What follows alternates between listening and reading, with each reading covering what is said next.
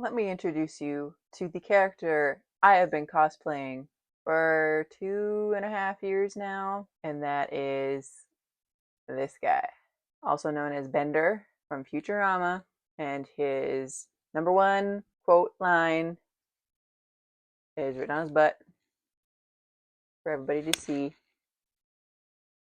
So I cosplay Bender a lot, not just because he is one of my favorite characters ever, but also because he has so many different versions of himself in the show. He is known to dress up differently, change his entire body to be a human, to be a fembot, to be a conquistador bullfighter. There's so many versions of Bender, and there are so many ways to dress up as Bender. Now, I have only cosplayed as kind of regular version Bender, and most recently as Gender Bender, his wrestling persona. I am in the process of picking a new version of Bender to cosplay as for my next convention. But today, as an excuse to talk about Bender some more, I thought I would give you a recommendation video for some book characters that are similar to Bender. I'm going to talk about the reasons why I love this guy, and then I'm going to tell you some book characters that share some of those traits that I love so much in this guy. I shouldn't be spoiling anything except for Futurama. I'm going to assume you've watched Futurama. I'm going to assume you know Bender very well, that you've seen him in every single episode and movie of Futurama there is to see. So if you don't want spoilers on Futurama, don't watch this video. But the books I'm going to recommend to you today are going to be spoiler free. I'm only going to mention basically what you could read on the back of the book in the synopsis. Just enough to let you know how these characters are similar to Bender and why you should read them. So, first reason I like Bender is because of his sarcastic and cynical personality. I too like to use sarcasm in my humor. I can be pretty cynical at times with my humor. And I think I like that in a character because, one, it shows that the character's not afraid to say what they really think. And also because it's a character brave enough to say what a lot of people are probably thinking. And it's satisfying when somebody says the unspoken part out loud. And that's what Bender does. So the first character I'm going to recommend that can be somewhat sarcastic and definitely cynical would be Will Herondale from the Infernal Devices series, the first book being Clockwork Angel. Will Herondale uses sarcasm to push people away or keep people at a distance. He often voices his cynical thoughts, especially about his own future, because he believes he's cursed, so he doesn't see much of a future for himself. He comes off as witty, which is why I am entertained and do enjoy hearing what Will thinks about things. I'd also recommend Elias Wilder from Half a Soul by Olivia Atwater. Elias is quite cynical about the way the English royalty and upper class choose to run their country, because often it means the poor are dying and starving and living in really poor conditions. And often his cynicism comes off in sarcastic comments, which is one of my favorite ways to hear about somebody's cynical thoughts. Elias Wilder definitely comes off as witty and also very unafraid to share his opinions, which again is part of the reason why I like a good sarcastic, cynical combination in a character. Another reason I like Bender is because of his plethora of well-known, catchy, entertaining catchphrases. Now, we already know his main one, which is written on his butt, where he tells you to bite it. That one is the most well-known one. It is the one that when I am walking around a convention as Bender, I get yelled at from across the room a lot. Often catchphrases communicate a key point about the character's personality. In Bender's case, when he tells people to bite his butt, he is definitely showing how he has no time for people who don't get on his level. Another well-known catchphrase is when he says, "kill all humans." That communicates a very subtle point of his personality. It's hard to tell based on how he says it, but I think it means that he doesn't like humans. Bender, catchphrases, one of the best characters for it. One of the reasons I like him. Some characters I can recommend that also have pretty strong, memorable catchphrase that communicates a lot about them would be the Six of Crows characters in the book Six of Crows by Lee Bardugo. The criminal gang they're a part of, the thieving gang they're a part of, their catchphrase, their motto, what they say to one another is no mourners, no funerals, basically as a way of saying good luck, what they say before they go off and do a thing that's pretty dangerous. A way of saying good luck, but with kind of like a dark undercurrent. There's a chance, pretty high chance you'll die, but you got this. No mourners, no funerals. You got this. It also communicates their outcast status, being a thieving gang, in that they probably won't get any grand funerals or grand memorials because it'd be too risky.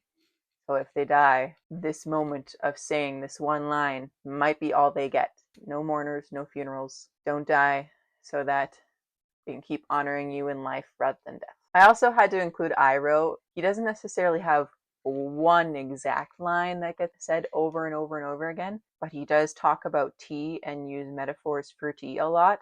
So I thought I'd pick one of his tea lines, because often his metaphors with tea are lumped together with some advice he has to give another character, and that is what Iroh is known for, the wise sage guy that supports the other characters in their growth into themselves. So my favorite tea line he ever has to say is, sharing tea with a fascinating stranger is one of life's true delights. Again, it communicates a lot about his character, that he loves tea, and that he likes to live in the moment, enjoy the peaceful moments when they exist. And then I thought I'd include Zuko too, because again, he doesn't necessarily have an exact line he says over and over again, but he does talk about capturing the Avatar in various ways over and over again, because that's what he spends most of the series doing. So I thought I would just include the line where he says, I must capture the Avatar. Because again, it communicates a lot about his character, communicates his literal goal throughout most of the series, which is to capture the Avatar so he can return home to his father. And I thought I'd include, he only says this once, but it's very well known that Zuko says, and it's when he says, why am I so bad at being good? And this quote communicates a lot about Zuko in the last half of the series, when he has a new goal, and it's kind of communicated in this line where he's trying to be good now.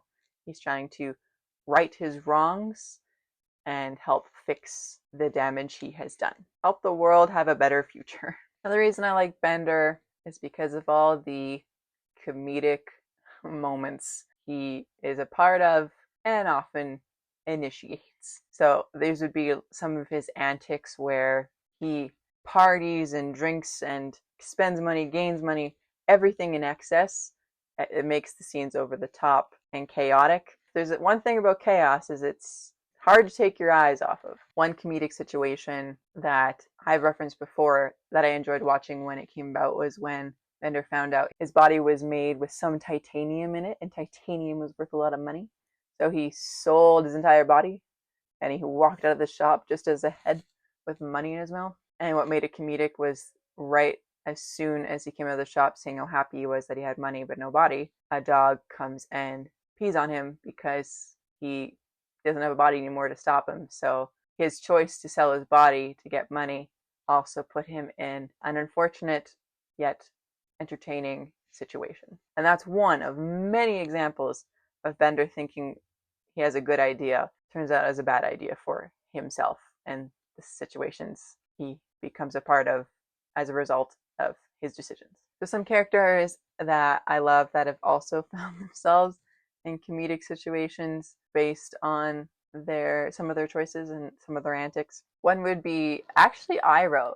He's a mostly kind of considered as a serious character because of his wisdom, but because of his love of peace and tea and living in the moment, he actually can be kind of a funny character, because often in those moments where he indulges in relaxation, in tea drinking, picnicking, hot tubbing, he gets put into unfortunate situations. When he was in a hot spring in, I think, season 1 of the series, he gets caught by the Fire Nation while he's in hot spring, so he gets kidnapped while in his undergarments, basically. I'd also recommend the aliens from the Strange Planet comic book series, and every comic book frame is basically comedic because the alien characters are trying to live as humans but because they don't fully understand why humans behave the way they do, they're often questioning what they're doing while they're doing it,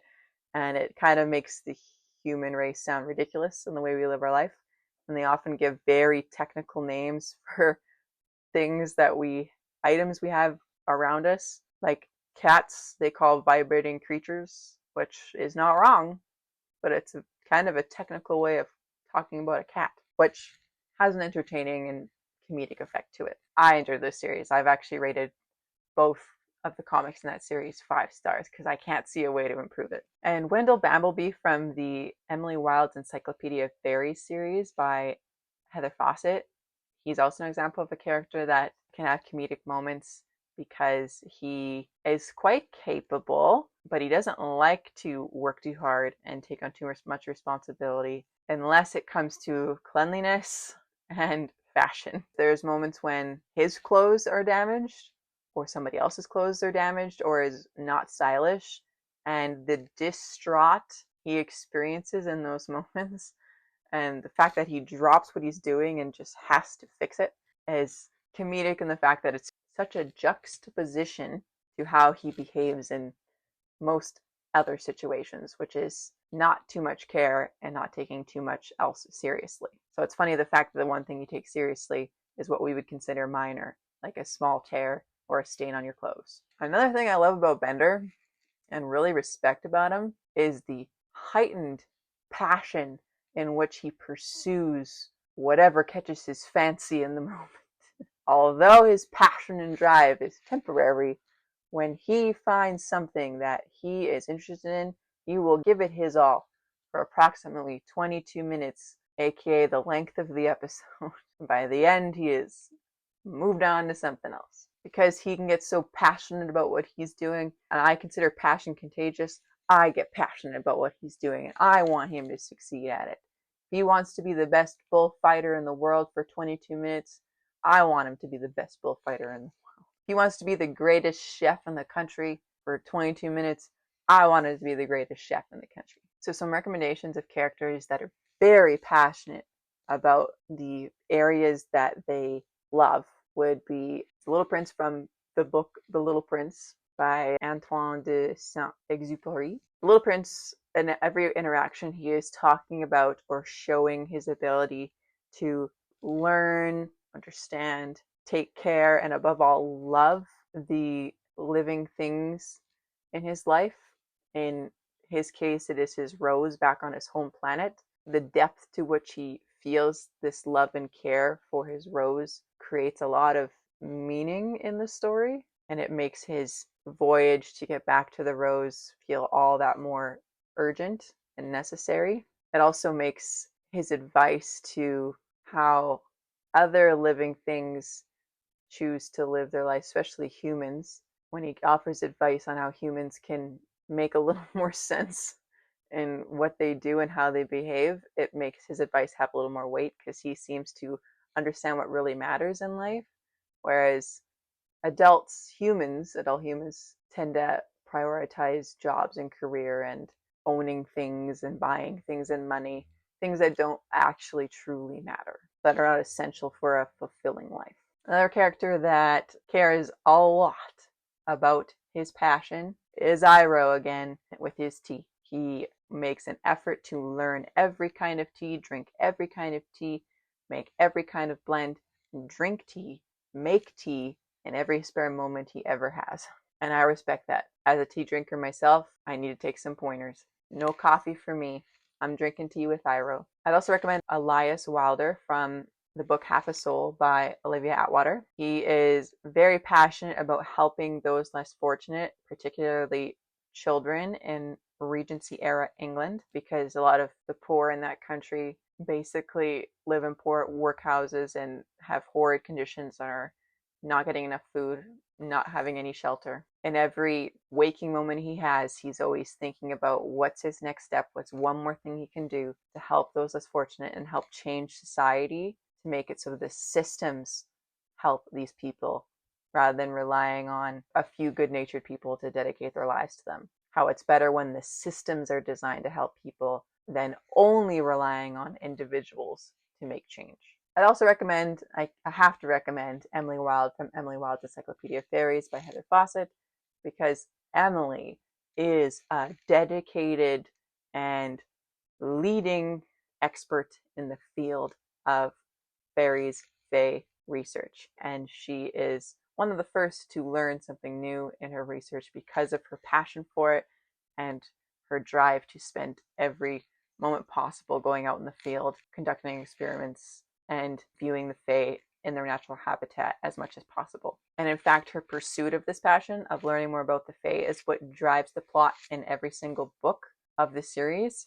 Another reason I like Bender is because in some ways he is more human than humans even are, which is probably one of the reasons he's such a relatable character. In every episode, through every pursuit Bender has, he shows the best and worst of humanity, the vices, the virtues, the strengths, the weaknesses that we humans experience, this robot experiences. In the show, in Futurama, Bender has been portrayed as a good and bad father, a caring friend, a neglectful friend. Basically, he shows the complexities of human life, human behavior, and his character development is surprisingly more emotional and relatable than one would expect from a cartoon comedic robot character. So some examples of characters that are more human than even humans are would be the Little Prince from the book The Little Prince, because the Little Prince is not a human, he's an otherworldly being who looks human, but he's not of this world. He loves fiercely those he cares about. He loves wholeheartedly. He fears, another human emotion, he fears the dangers that exist on his journey from home and back home to his rose. He experiences anger at how beings he meets from other planets, including humans, embrace such narrow-minded perspectives and how they're living their lives missing out on all the universe has to offer because of that narrow-mindedness, on what life really is because of that narrow-mindedness. We see him experiencing joy in the natural world and each world he visits and what it has to show him. We see him experience loneliness when he's separated from his rose and his home planet for so long. We see him have experienced curiosity and wonder every time he visits a new planet and trying to understand how it works and why it is the way it is. And even his sadness in the impermanence of things and how life is all about change. It has a lot to offer now, but it's not always going to be so. And then also, I'd recommend the aliens from the Stranger Planet series because they are literally not human. They're aliens. And they show humanity more than humans do because they're literally trying to live as humans. And in doing so, they call us out so hard because a lot of what we do doesn't make sense. But by them trying to live as humans, we do see them experience the emotions that we as humans experience in living our lives and behaving the way we do. Although it is done in more of a technical, self-aware manner. They are often very aware of when they're feeling what they're feeling and they often talk about it, which again is refreshing and was enjoyable to read because us as humans often, we don't talk about our emotions. We're not as self-aware as I like to see, as we probably like to be. And that's it. Those are all the reasons why I love Bender. And I'm going to end the video asking you to tell me if any of these book recommendations stuck out to you, if you're adding any of these books to your TBR. And with that, I'm going to edit this video, put it up, and continue making my next version of my Bender cosplay, because there's lots to choose from.